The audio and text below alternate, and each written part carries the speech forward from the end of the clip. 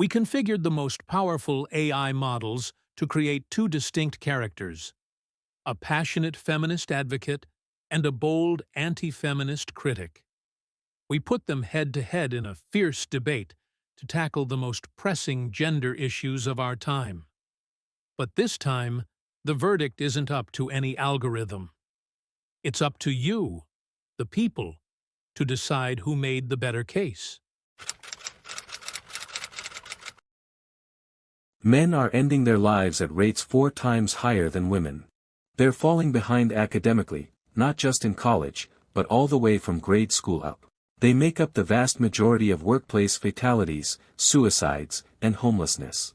If we were really living in a world built to benefit men, how do those numbers make any sense? When a man loses his job, society labels him a failure. If he can't provide, he's seen as useless. Women, on the other hand, are met with compassion, support systems, resources, understanding. Men, they get one message: man up. Conscription laws, still just for men. Child custody, still goes to mothers 80% of the time. Men fill the riskiest, most grueling jobs that keep civilization functioning. And yet, they're constantly portrayed as the enemy. Call it whatever you want. But that's not male privilege. That's male disposability. Those high male suicide rates? A big part of that comes down to men being taught from a young age that showing emotion is weak. A message drilled in by toxic masculinity. Women actually attempt suicide more often. They just tend to use less deadly means. And let's talk numbers. Women still earn around 77 cents for every dollar men do. Only 8% of Fortune 500 CEOs are women.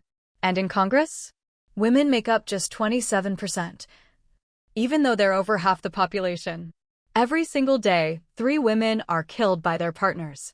That's not a footnote, that's a crisis. You're listing examples of a broken system, sure. But missing who built and still benefits from it. Men holding most dangerous jobs isn't oppression. It's history. For decades, women weren't even allowed into many fields. And today, the effects of that exclusion are still baked into our culture. Through stereotypes, expectations, and unequal opportunities. That 77 cents on the dollar stat. It's misleading at best.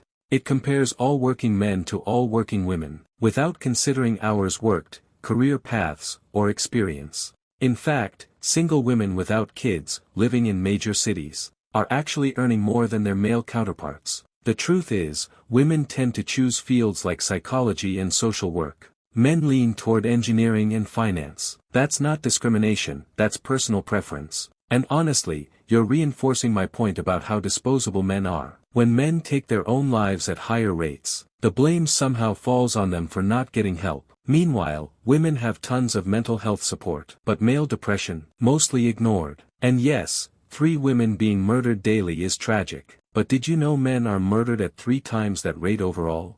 You're selectively highlighting female victimhood, while completely overlooking the fact that men are the primary victims of violence. Plain and simple. You're ignoring why women often end up in lower-paying fields. It's not just choice, it's conditioning. From childhood, girls are steered toward caring roles, while boys are encouraged to pursue science, tech, and power. And those single, child-free women who out-earn men? That advantage disappears the moment they have kids. Their careers take a hit while fathers often get a dad bonus. A boost in pay just for showing up with a family. And yes, men are more likely to be killed. But by who? Other men. When women are murdered, it's often by someone who once said, "I love you." That's not random street violence. That's intimate terrorism.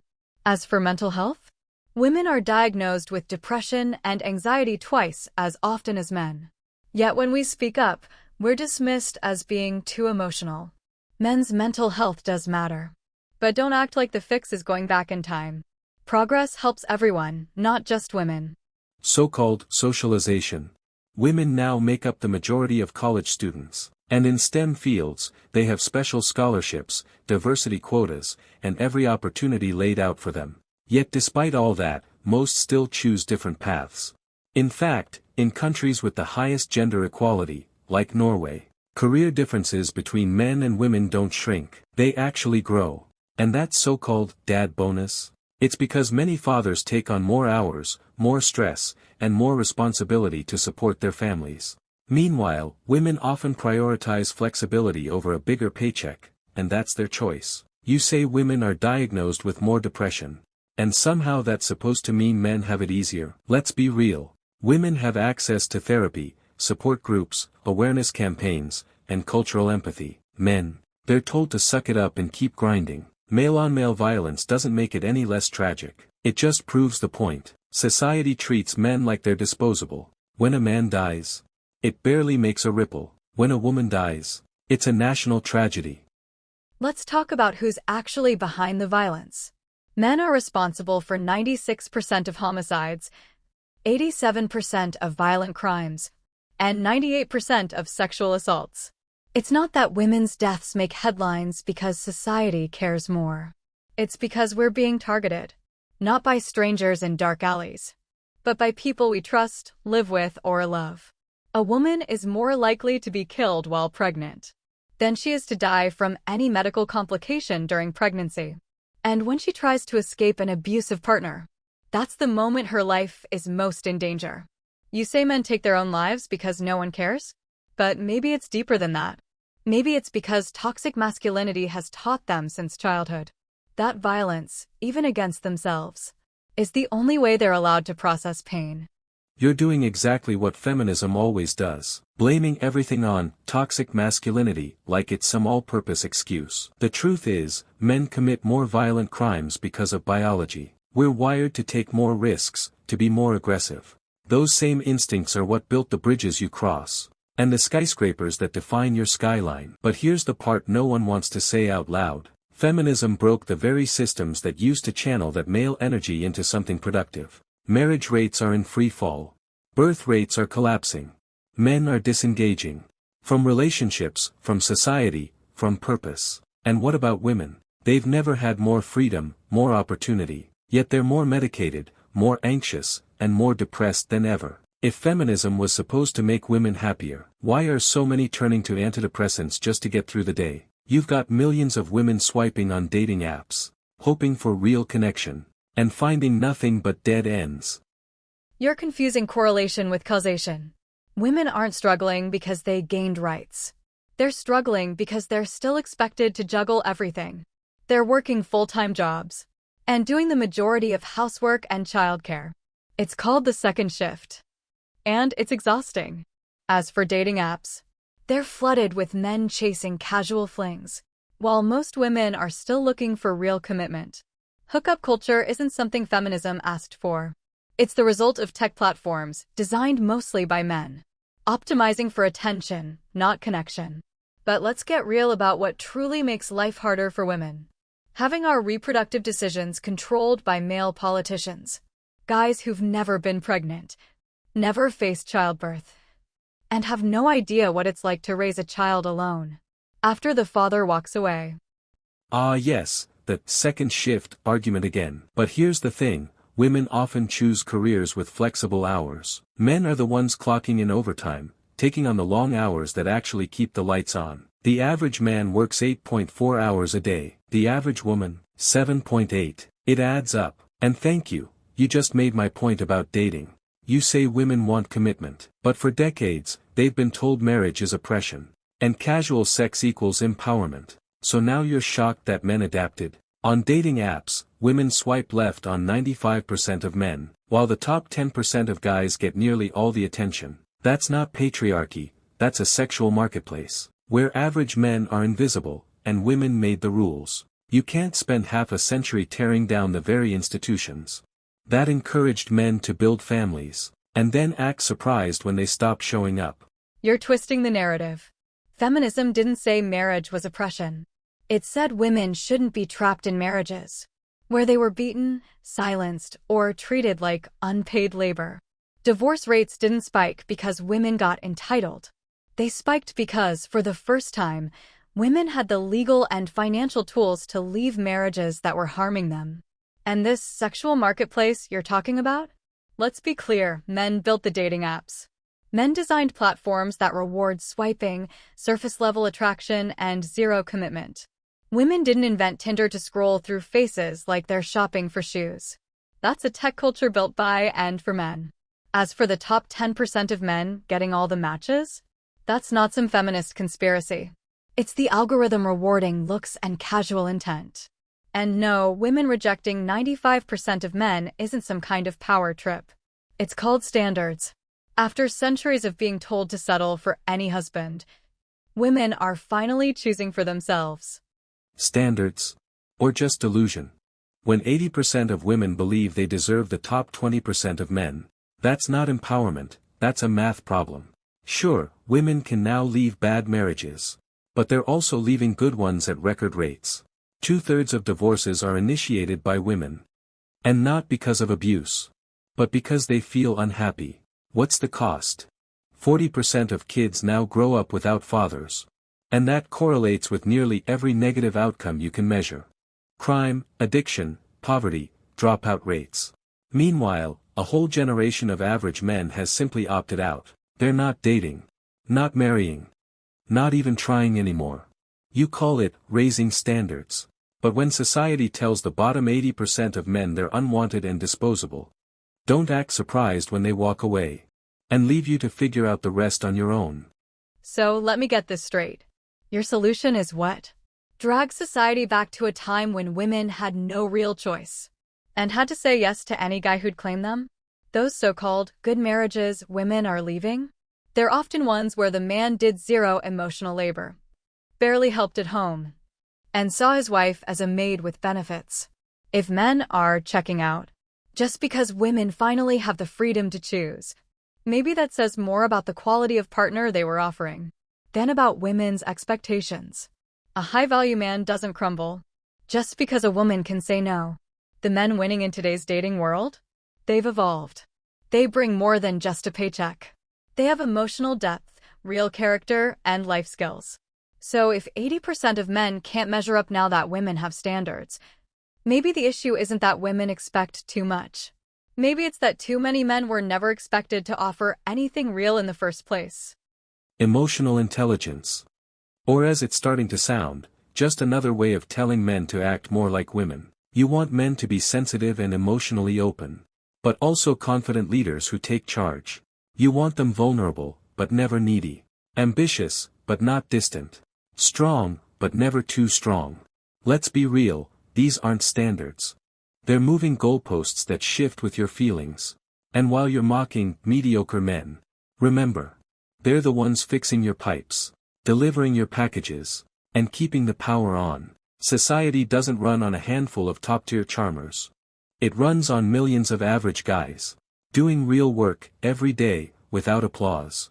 So when you keep telling the majority of men, they're not enough, not worthy, not lovable, unless they become some perfect hybrid of stoic and soft, don't be shocked when they give up. And when they give up, don't be shocked when the infrastructure of everything else starts to fall apart. You're setting up a false dilemma. Emotional intelligence isn't about turning men into women. It's about mastering the basic human tools that make leaders stronger, relationships healthier, and lives more resilient. The military teaches emotional regulation, not because it's soft, but because it saves lives. The world's most successful CEOs? They've got emotional intelligence because it creates loyalty, vision, and clarity under pressure. And while you're calling women's standards contradictory, have you even looked at what we've been expected to be?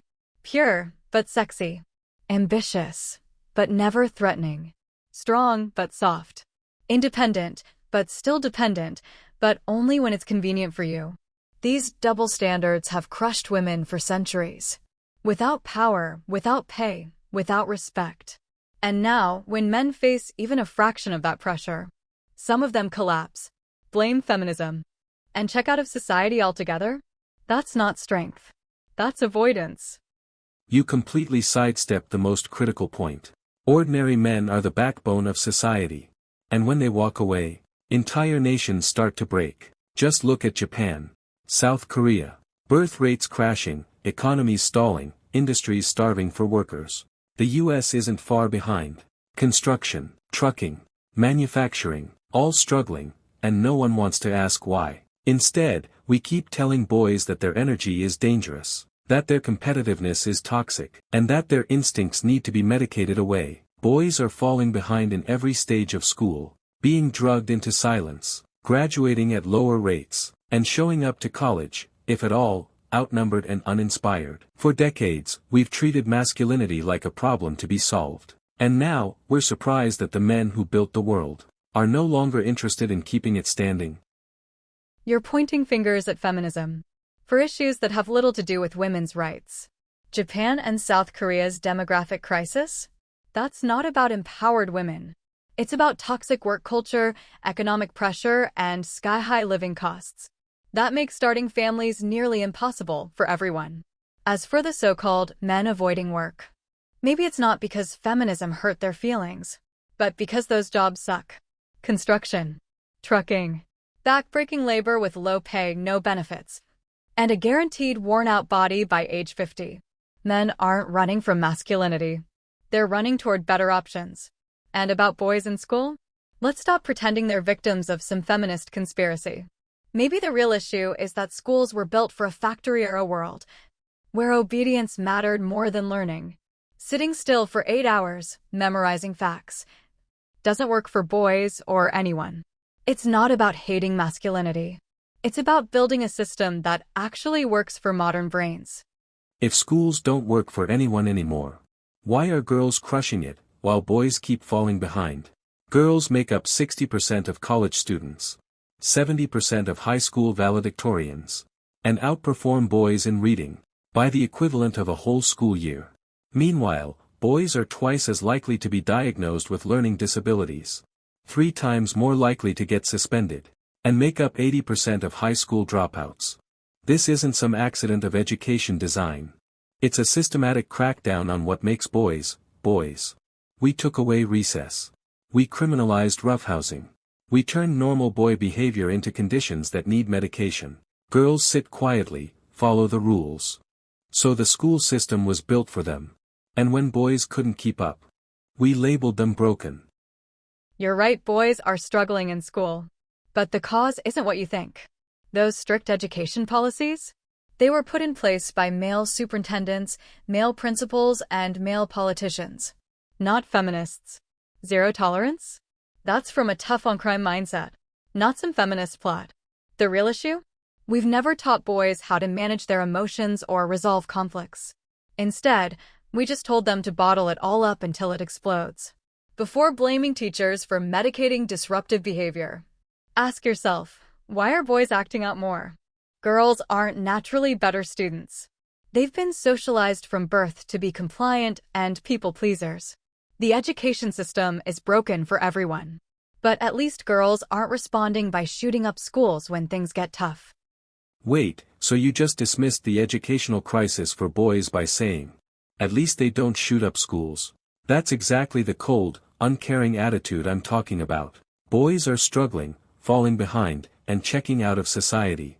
And your response is basically, shut up before you become violent. Those male administrators you pointed to, they implemented feminist ideas, like eliminating competition, pathologizing aggression, and telling boys their natural masculinity is a problem. The entire education system bought into the idea that boys had to be fixed, to act more like girls. And guess what happens?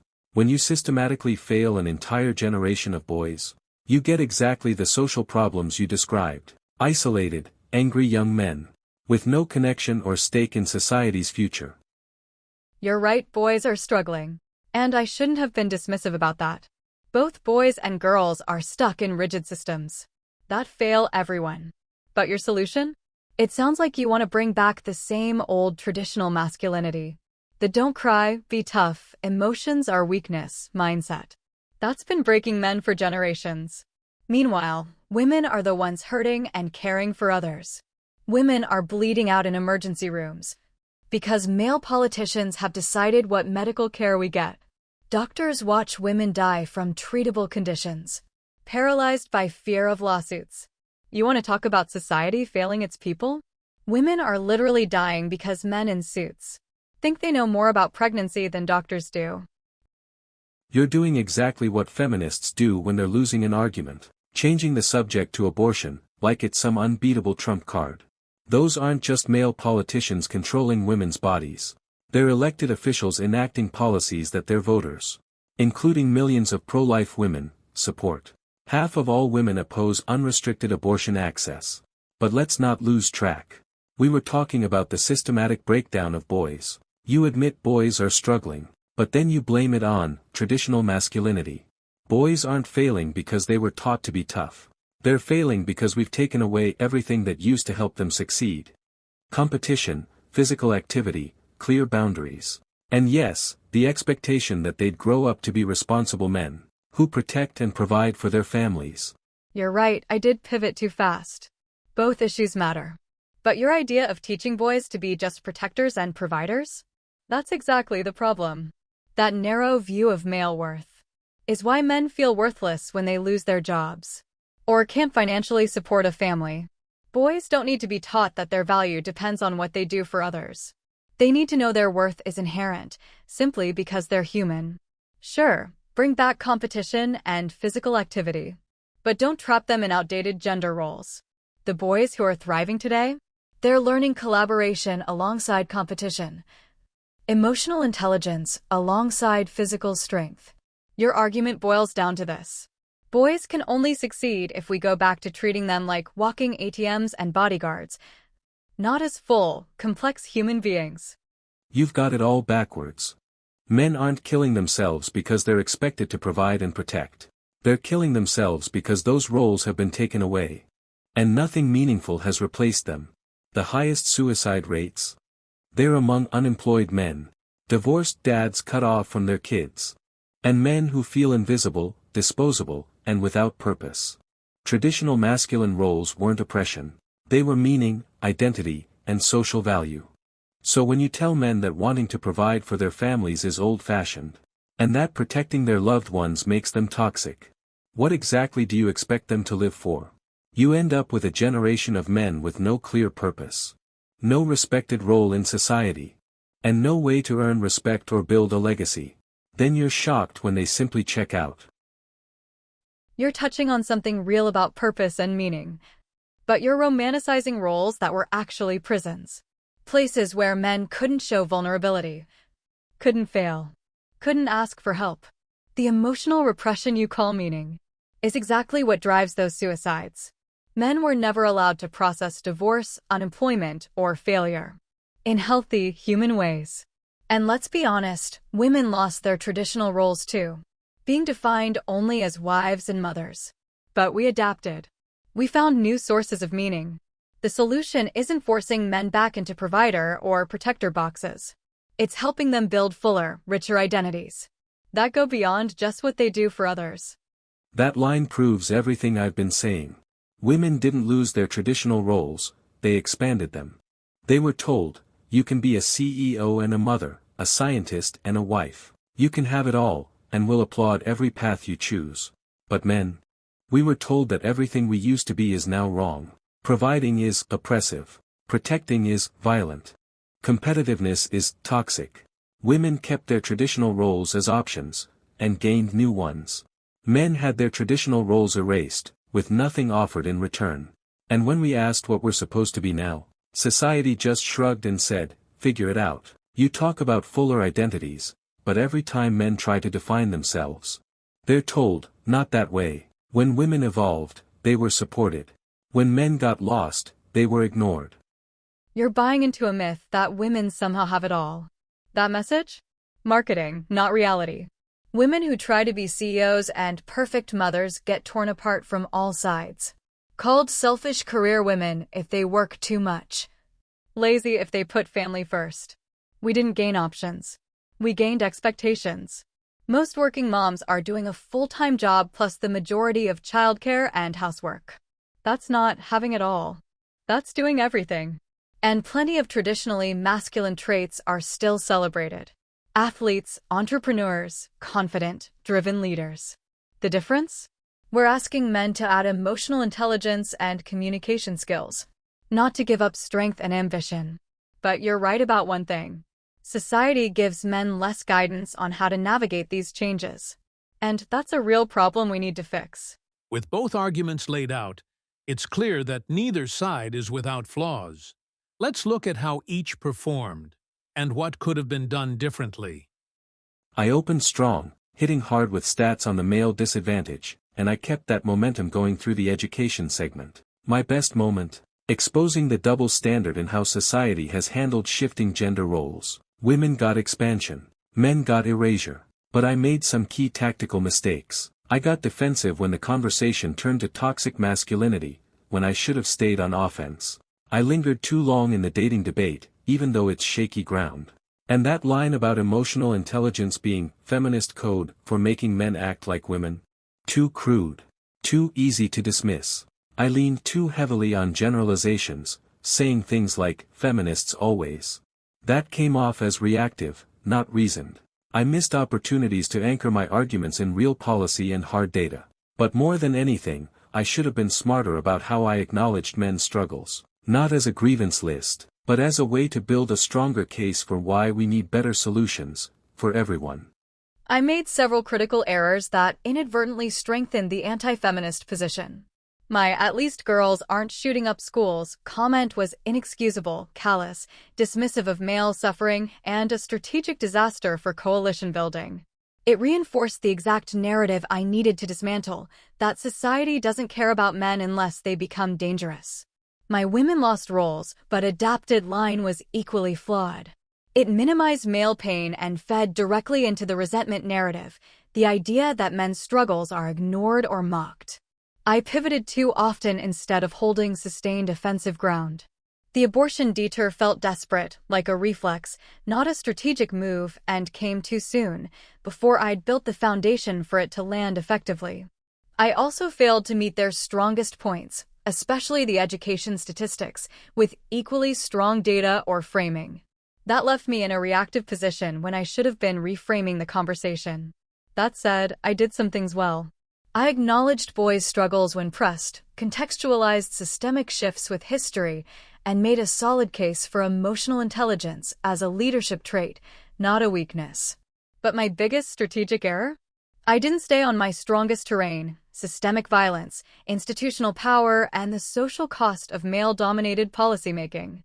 Instead, I got dragged into cultural debates about gender roles, where nuance favors no one and both sides have legitimate grievances. Next time, I stay focused. I define the battlefield. And I don't hand over the framing before the fight even starts. Maybe both sides are right about something, and maybe both are completely missing the point. One thing's for sure: men are struggling, women are frustrated, and neither side feels truly heard. So, what do you think? Is the solution bringing back old roles, or building something new from scratch? Let me know below.